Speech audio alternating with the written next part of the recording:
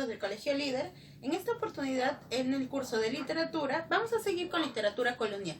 La semana pasada hablamos que literatura colonial tiene que ver con la metrópoli, la imitación total de la metrópoli, porque Perú ya estaba establecido como uno de sus grandes virreinatos.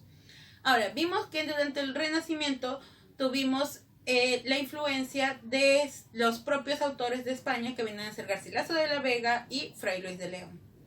Muy bien, para nosotros durante el periodo del Barroco, que es el siglo XVII, tenemos influencia de Góngora y de Quevedo, los dos más grandes representantes de este periodo en España. En el Perú tenemos dos grandes representantes. El primero de ellos es Juan Espinosa Medrano, conocido como el Lunarejo, o también el Doctor Sublime. El Lunarejo estuvo influenciado por la parte del culteranismo, por eso es un representante del culteranismo en nuestro país. Cuando hablamos de culteranismo, eso quiere decir que él tenía influencia de Luis de Góngora y Argote. Recordemos que Góngora y Argote tenía un lenguaje bastante recargado y creaba sus propias palabras con los llamados neologismos. Góngora y Argote va a influenciar mucho y va a causar tanta controversia cuando invente sus palabras, cuando utilice latinismo, que sus obras eran demasiado recargadas y la gente no podía comprenderlo. Es por eso que algunos decían que no debería considerarse dentro de la literatura, pero Medrano salió a defenderlo. Y es por eso que escribió Apologético en favor de Góngora. Apologético significa defensa. Hizo un manual de sermones de por qué Góngora debería ser considerado uno de los máximos exponentes de la literatura durante ese periodo. Otro de nuestros grandes representantes es Juan del Valle Caviedes, conocido como el poeta de la Ribera, el azote de los médicos. Este escritor, para nosotros, tiene influencia del conceptismo. Eso quiere decir que tiene influencia de Francisco de Quevedo. Utiliza la sátira para atacar a sus enemigos como lo hacía Quevedo. Es por eso que lo denominamos el primer satírico de nuestro país, el primer poeta satírico. ¿Por qué se le llamó el poeta de la Ribera? Porque durante sus últimos días perdió todo su dinero debido a que había invertido mucho en la enfermedad de su esposa y prácticamente quedó en la miseria y decidió irse a vivir como si fuera un vagabundo y vivía cerca de la ribera del río Rímac. Ahora, ¿por qué el azote de los médicos? Y es una crítica que hace dentro de su máxima obra, El diente del Parnaso, que es una imitación de la obra de Quevedo que se llama El Parnaso español. En El diente del Parnaso habla sobre diferentes temáticas, al igual que lo hizo Quevedo. Además, el azote de los médicos, porque su esposa sufrió una enfermedad y muchos médicos la trataron y él pensaba que simplemente eran unos charlatanes y era muy cruel con sus palabras en contra de los médicos. Muy bien, ahora pasamos al neoclasicismo, que es a inicios del siglo XVIII que se va a desarrollar en nuestro país, pero recordemos que España entraba en decadencia durante este periodo. Es por eso que tampoco es algo que se cultivó muy a fondo en nuestro país. Tenemos como grandes representantes primero a Pedro Peralta Parnuevo, llamado el Doctor el Doctor Océano. ¿Por qué el Doctor Océano? El océano es inmenso y los conocimientos que Pedro Peralta tenía también lo son. No se limitaban a la literatura. Él sabía de astronomía, sabía de geografía, sabía de química, sabía diferentes ciencias. Por eso lo llamaron el Doctor Océano. Además, fue rector de la Universidad San Marcos durante varios periodos. Ahora, tenemos que significó una etapa de transición porque se vincula entre los finales del barroco e inicios del neoclasicismo.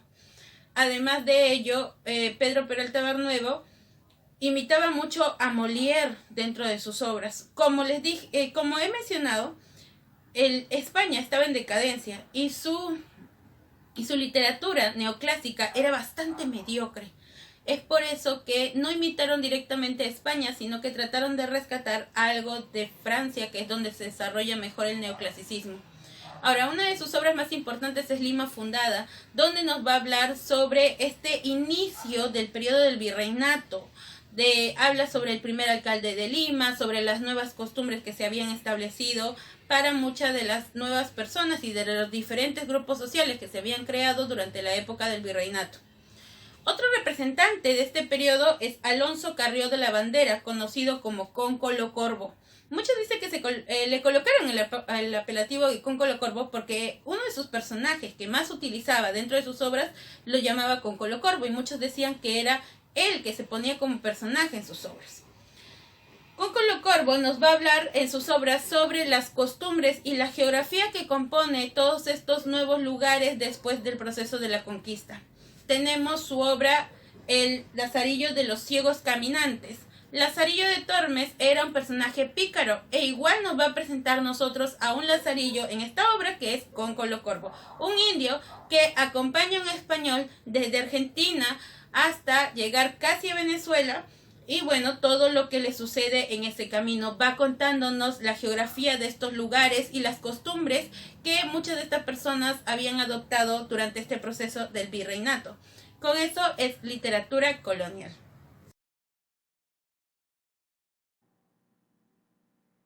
Muy bien, chicos, del nivel número 4. Esta semana hemos continuado el tema de literatura colonial. Vamos a resolver las preguntas de rumbo a la universidad. Pero no se olviden ustedes de realizar la parte de la lectura en su libro.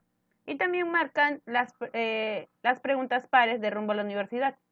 Muy bien, dice la primera. Se caracterizó por el estilo recargado. Recordemos que lo recargado es durante el barroco, ¿no es cierto? Pero lo más importante entre las dos escuelas que van a surgir del barroco, que son culteranismo y conceptismo, hay una que utilizaba demasiados elementos recargados, que viene a ser la escuela culterana. La escuela culterana, que era la de Góngora, utilizaba estos nuevos recursos para innovar dentro de la literatura en este tiempo. La pregunta número 3. Obra del Lunarejo, que es conjunto de sermones.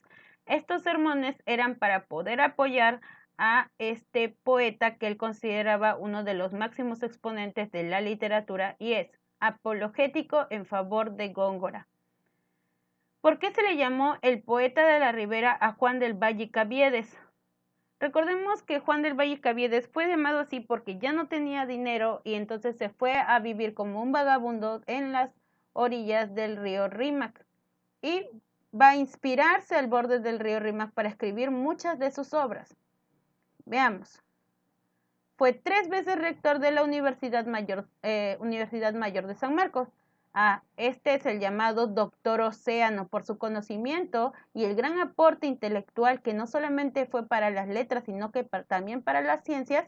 Pedro Peralta Barnuevo llegó a ser rector de la Universidad Nacional Mayor de San Marcos.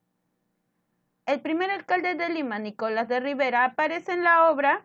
En esta obra se habla sobre las costumbres del proceso de formación del virreinato en nuestro país, Lima fundada. Muy bien, chicos, no se olviden de marcar ustedes las preguntas de números pares allí mismo en su libro y la